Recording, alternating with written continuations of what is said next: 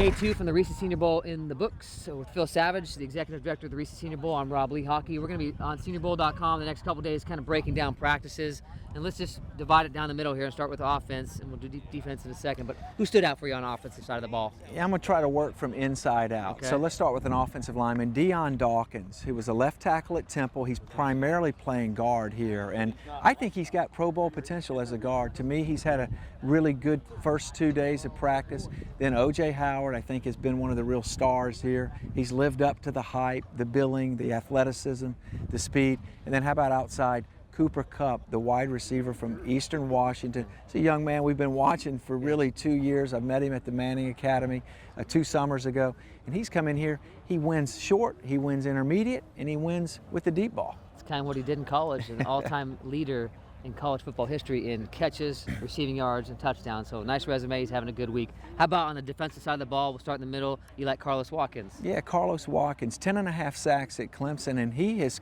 come here to play. I mean, he has shown up with a presence on the inside.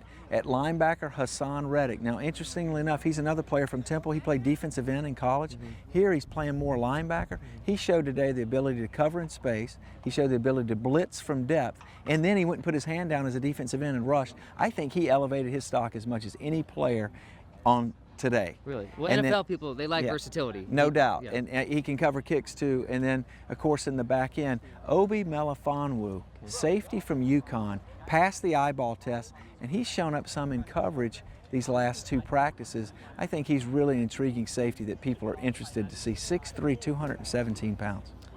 2 days down. This was his first full day in pads. Just you like how everybody's looking so far as a group? I think what I really like is the fact of the structure of the practices. We're getting a lot of one-on-one reps, and those are the reps that really travel with these players from now through the draft. The weather's been a huge winner so far, yesterday and today. And then the players seem to really be in tune. And one thing that I love to see is how a player improves from Tuesday through this transition day of Wednesday, and then Thursday, cap off this third and final practice tomorrow.